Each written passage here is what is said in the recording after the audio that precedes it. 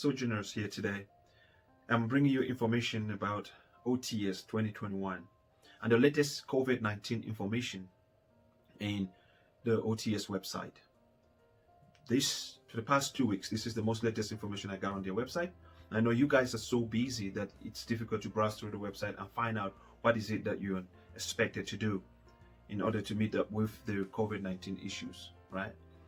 At the website, it was indicated that at OTS, precautions are being taken regarding the spread of COVID-19 while continuing training operations. The OTS mission is to protect airmen, field training cadre, officer trainees, students, families, and their community. In the 14 days preceding your class start date, if you have traveled internationally or been in a cruise or been in contact with a person known to have COVID-19, or you have been running a fever of 100.4 and above degrees Fahrenheit, then you're advised to contact your functional representative in order to reschedule and be enrolled at a later date. Reporting one of the 4 bullets to your functional representative improves OTS ability to combat the potential spread and infection of COVID-19. Now, are you considering to becoming an officer? For those of you that have been browsing, having so many questions as to whether I should join the military, I should join the Air Force and become an officer. For those of you who are nurses and you want to become a soldier nurse like I am, I'm in the Air Force Reserve, guys. That's why most of the times you see me showing up on my videos with facial hair. Yes, I have a shaving waiver because of a medical condition, but I usually cut it down low when I'm going out for drills. So if you are planning to become an officer, and you are either a nurse, you are a doctor, you're a lawyer, you're a chaplain, or whatever profession that you are engaged in, and you want to become an officer, I got some few pointers that I would like to give you. Okay, considering becoming an officer, there are different routes that you can actually take for different individuals. For example, being a line officer, right? There's a line officer training program. Line officer training is conducted by the Detachment 12 and the 24th Training Squadron at the Officer Training School OTS at Maxwell, Alabama. Line officers consist of those career fields not directly commissioned into the United States Air Force. If you are a chaplain though, JAG, or medical officer, then direct commission officer training route would be the best option for you. The second training program that they have in OTS or in Maxwell, Alabama is Total Force Officer Training. The Total Force Officer Training is a 40 training day program that culminates with each cadet earning a commission as a second lieutenant in the United States Air Force. Air National Guard members receive their respective state commissions in addition to the federal commission. So if you are an Air National Guard and you're coming in as an officer, of course you'll be commissioned in your state and also the federal commissioning. Now, it is a 8-week program. It's a vigorous program. During this rigorous 8-week course, a wide variety of subjects are covered, including leadership, the profession of arms, communications, and warfare studies.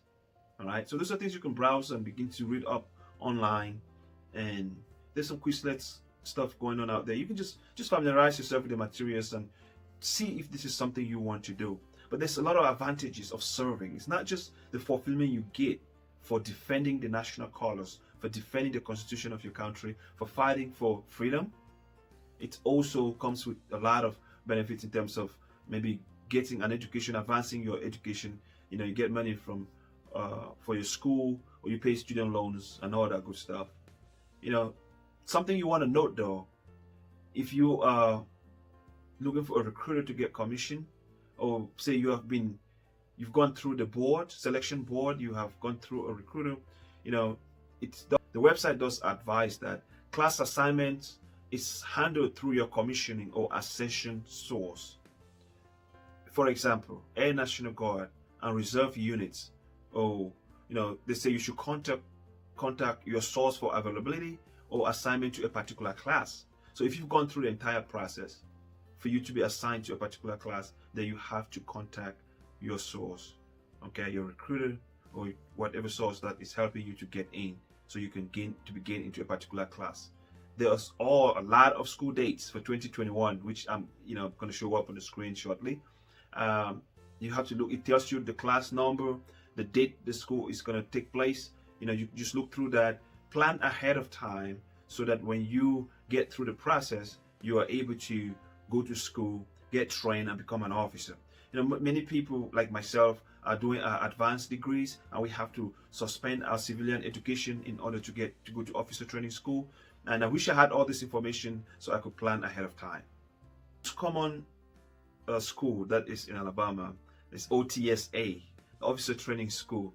This is actually a 5-week course which is designed for all medical professionals from all Air Force components, which is including active duty, guard, reservists, and health professional scholarship program and Uniformed Services University of Health Sciences. Reserve Commission Officers Orientation. Now this is interesting. I didn't even know there was a Reserve Commission Officer Orientation, which is a 2-week course specifically designed for hard to recruit Air Reserve components, direct commission health professionals. I'm thinking this probably is for professionals like surgeons, neuroscientists, doctors that cannot leave their full-time jobs to go away for 5 weeks of serious training. So they go for CRASH program, which is intense, 2 weeks training. However, for those of you that already have school dates, Commander's keys to success that are found on the website. All right, before you go, this is coming from the commander in OTS to prepare you to succeed. He says that you should come physically fit. That's the first thing. First thing, come physically fit. You will be tested for fitness within your first 2 weeks. If you fail, you will be subject to disenrollment into the program. Being physically fit when you arrive will help you in all aspects of your training.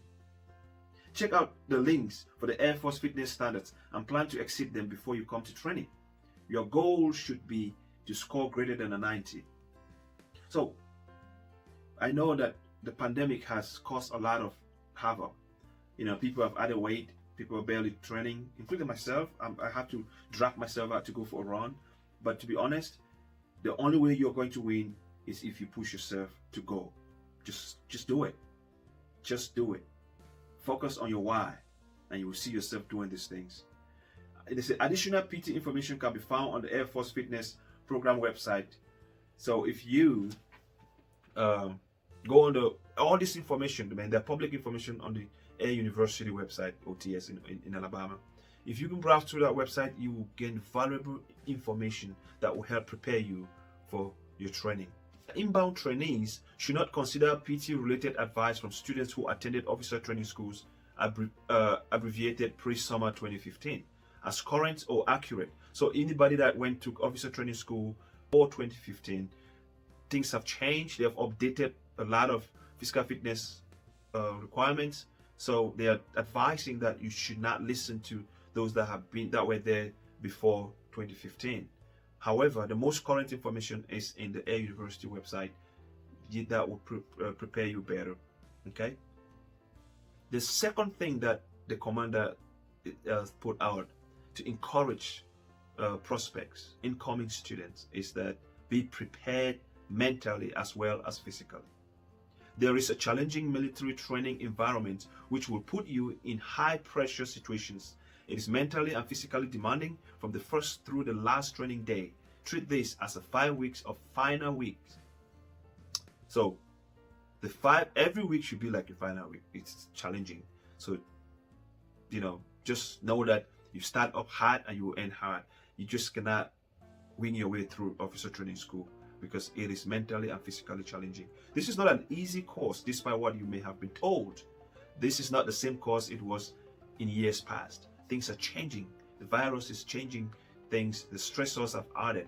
Before, you just went to officer training school and go through your program and you had to come home. Now you have to deal with the constant changes that are taking place to adapt to changes in the pandemic, just so soldiers can be safe, or airmen can be safe.